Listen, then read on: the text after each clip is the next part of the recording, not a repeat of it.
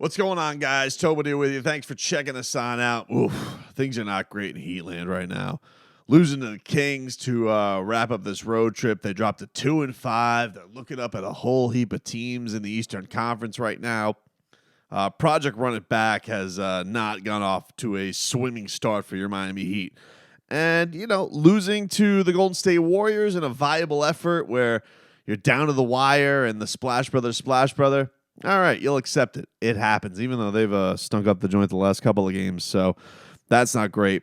Hopefully the Heat can bounce back against them. But, I said this on the radio show on Friday. I'm proclaiming this a don't lose game. You don't lose to the Sacramento Kings, even though they do lose to the Sacramento Kings quite a lot, especially in Sacramento. But, the way things are going right now, I was hoping the Heat would come out with some of that Portland Trailblazers energy that they had. And it really felt like they came out of that with, hey, it's 3 o'clock on the West Coast. Can we get this game over with as fast as possible so we can get back to Miami? And that's really disheartening to see, because one of the things that I feel like has been kind of the early vibe of this team has just been like, there's just so much season. They've been to the highest of heights, very close to getting to another NBA Finals. You're a shot away.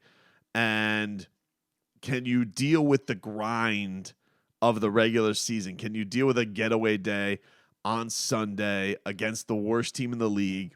And can you collectively come together to get those wins? Can you be mentally tough enough? And I just didn't, feel that from jump in that game. They're just letting the Kings get off willy-nilly and go and crush them and get easy buckets inside the paint. And, it was just, it was pretty disheartening to see from the Miami Heat. That,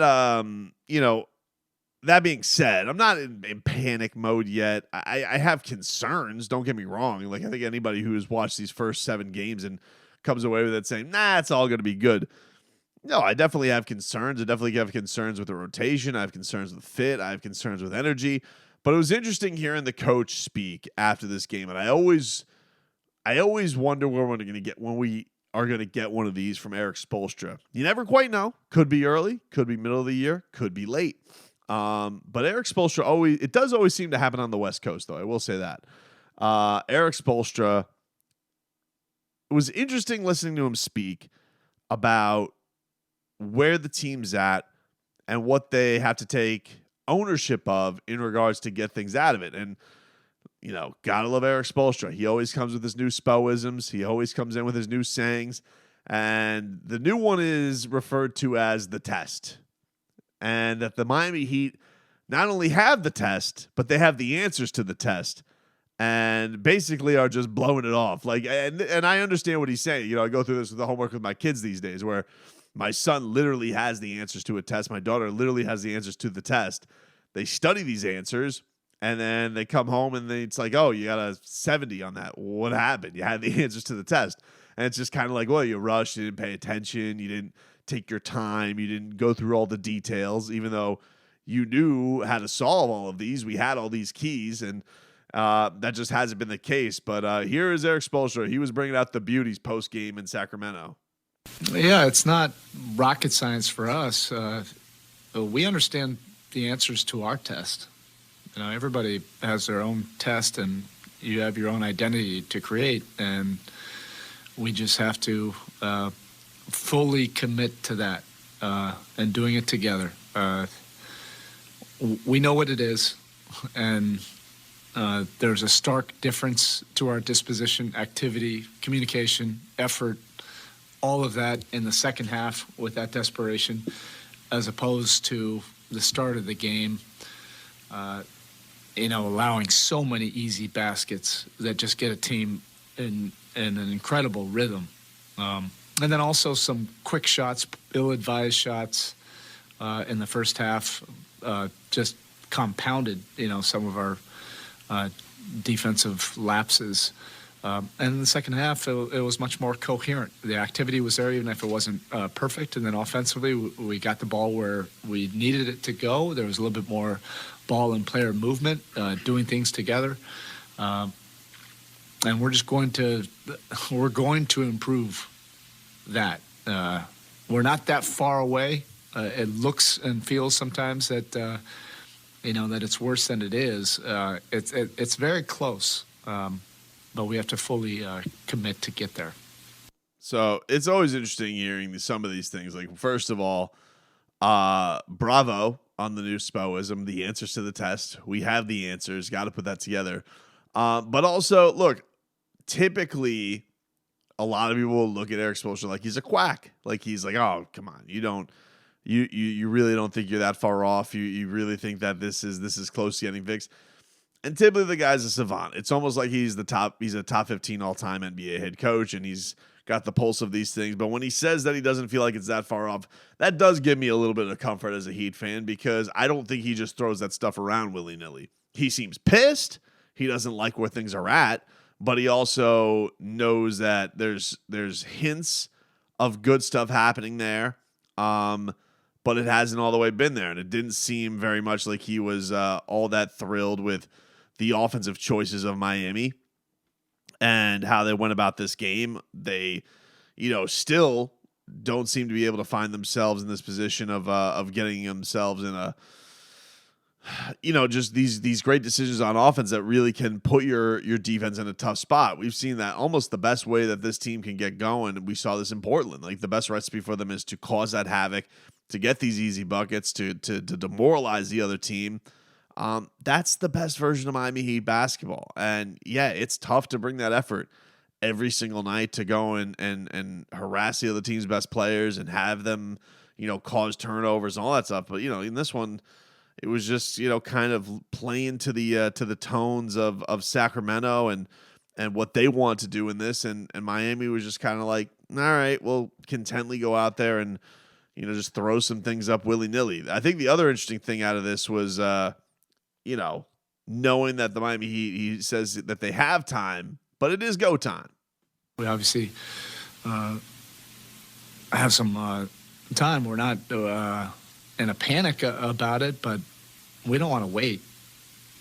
We don't want to wait anymore, particularly when we know the answers to the test. It's just a full commitment to do this connected and together on both ends. The individuality of the team right now just seems a little bit thing that bothers them. That this is a team that, works together. When they work together, it all just seems to go better together. And he just doesn't see that in his team right now. The interesting thing and the juiciest thing I think that came out of all of this, though, was when asked about the game that Tyler Hero had, because I think a lot of people would look at Tyler Hero's game. He had 34 points. He was 5 of 8 from downtown. No assists, which is maybe something that's interesting in this. And though he, flatly, if you're a fantasy player, just like Tyler Hero nearly hit a regular season career high, looked fantastic in this game. What was the problem? Erik Spoelstra did not seem very impressed with Tyler. Thoughts on Tyler's night tonight? Obviously not a winning effort, but yeah, that's the most important thing. That's the most important thing. You have to impact winning. That's interesting. Because that could be one of those things where, typically in Erik Spoelstra press conference, they'll get his message out, and then people will ask, some accolades in a loss. Hey, this is the good part. And usually he'll throw out some compliments in that. But to pretty much dismiss a 34-point performance and say, yeah, but the point is to impact winning. It kind of, you're saying, the quiet part's kind of out loud there, right? Like, it's like, yeah, it's a cool stat night for Tyler. And maybe that's, where Tyler Hero would love to live, which is putting up big numbers on a team that's not very good. And, for all the stuff that all the places that he wants to be with maybe other people who get more flowers thrown their way. Cool. But, that's not what they need. Just a guy who can go and put up buckets. Now, in fact, they do need a guy who could get buckets. I mean, like, we have seen this team struggle at certain times, but they need to just get a point where it's all together. It's all just there together, because they have had some really, really hard times finding a way where, they can get just a complete game together. We saw it basically with one performance against Portland. Even their win against Toronto was a little disheartening because of how much of a collapse there was with having the big lead. Like, it looked that way early on, but it just hasn't, we haven't seen that, the consistency for 4 quarters throughout. And even, look, it's the regular season. Basketball games go in waves, especially when you're taking on teams that aren't as good as you or you don't think are as good as you. But, the thought that Miami is going to let teams get out to 20-point leads or 15-point leads and they can just turn it like that, I just don't think they got the firepower to do that. So they do have to be more committed to that. They do need to be together more so on that side, or they're going to find themselves in a really, really tough spot. They are going to find themselves in a really tough spot. Thankfully, there is a lot of time left. It is, by my count, what are there, 75 more games to go? So it's a lot of basketball. Don't get me wrong. And they got a lot of games coming up at home. So if this is, now Jimmy has made the point the last time that he spoke after a game at FTX Arena, they got to start protecting home court. They have not been very good at home, but they need, to take advantage of this month, which is going to be a lot of them sleeping in their own bed, because with this week, they got Golden State, Sacramento, back now in their friendly confines. They have a quick little trip over to Indiana, and then they are back for 4 straight against Phoenix. And, this next 2 weeks, it's basically one little run to that hellhole in Indiana, and other than that, they are home. And it's still not an easy schedule because you're taking on Golden State. I guess if you were looking at it from a standpoint of easier, although man, with the record the Heat have right now, I don't know if you could chalk up anything. But yeah, Sacramento, Indiana, 2 against Charlotte. On top of that, you sprinkle in some Golden State, Phoenix, and Portland. I think it's a good mix of games you should be able to get things right and figure it out against, but also, maybe some challenges that will get the Heat's juices flowing a little bit too, because they have time, but also time's a ticking, and it's a competitive Eastern Conference, and you don't want to get stuck too far behind. We can point to Boston and say, hey, they started 2-5 last year. They were basically floundering around 500 up until January 1st, and before they really took off. But also, their metrics and all that stuff after January were crazy, and they were hitting teams over the head. And if you think that the Heat are going to have that dramatic a turnaround, cool. I mean, I'll hear you out on it, but I think these are there are some frustrating things that the Heat fans watching night in and night out that you would like fixed right away. Kyle Lowry afterwards on where they stand right now. I mean, there's always concern when you're not winning basketball games and games that you're capable of winning. I think we have an opportunity to win. We had a couple winnable games, but there's always concern. But at the same time, it's a marathon, not a sprint. Yeah, well, it's not a sprint, and it is a marathon. However, we might want to start scooting like Chris Paul in those Allstate commercials with the hips, and just get motoring a little bit. But it is interesting hearing Erik Spoelstra talk about where this team is at, and it doesn't feel like they have a lot of togetherness right now. Not from like them wanting to fight each other, just on the basketball court. Right now, this is about the collective group. How are we going to impact this thing together to impact winning? That's the bottom line. If we try to do it any other way, it's going to lead to an incredible amount of frustration. Anybody that's trying to do it on their own, anybody that's trying to self-will it, anybody that's trying to work any kind of individual goals with this, it ain't going to work. It ain't going to work on either end. We have to come together as a group, to figure this out and impact winning, which we, again, I know I'm repeating myself, we know the answers to the test. We can test the fences and do it a bunch of different ways that don't work, or, all right, we know it works. Let's commit to that and get to it. Very curious to see. I mean, look, again, that's about as fired up as you're going to get Erik Spoelstra, especially after a regular season game. There's always usually about, maybe 1, maybe 2 a year if there's some real struggling. Remember, last year, not a lot of struggling. The Heat were the 1 seed. Had to deal with, the fight with Jimmy Butler. That was probably like the most adversity other than injury that they had to face.